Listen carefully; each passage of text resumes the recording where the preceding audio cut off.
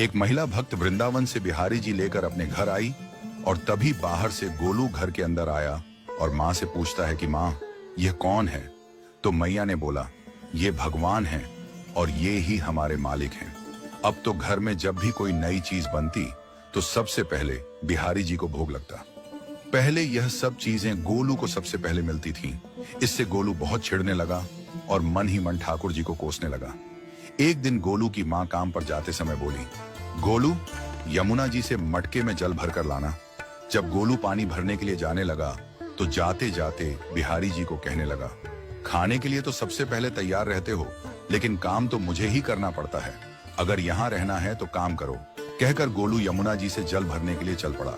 गोलू जब यमुना जी में जल भरने लगा तो उसने देखा कि यमुना जी के अंदर बिहारी जी विराजमान हैं और कह रहे हैं, ला गोलू, घड़ा हम भर देते हैं। गोलू उनको देखकर हैरान हो गया और बोला, नहीं नहीं, मैं अपने आप भर लूंगा। लेकिन ठाकुर जी ने उसके हाथ से घड़ा ले लिया और भरकर घर ले आए। गोलू घर आकर डर रहा था कि अगर माँ को पता लगा कि मैंने ठाकुर जी से काम करवाया है तो आज मेरी पक्की पिटाई होगी।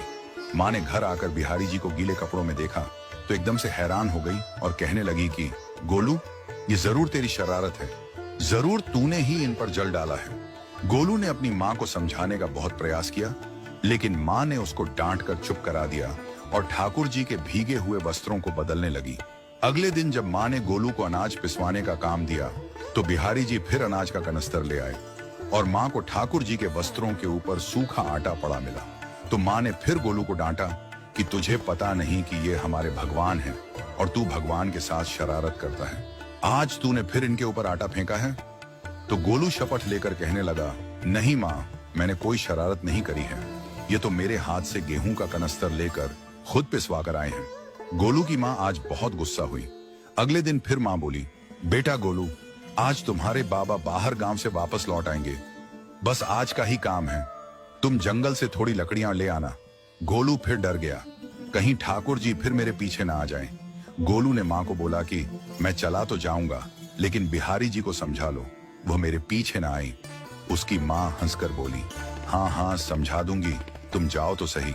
गोलू जल्दी जल्दी लकड़ियां लेने जंगल में चला गया और माँ काम पर चली गई। लेकिन उस दिन माँ काम से जल्दी वापस आ गई और देखा बिहारी जी अपनी चौकी पर विराजमान नहीं है।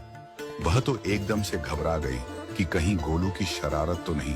वह भागी भागी जंगल की तरफ गई।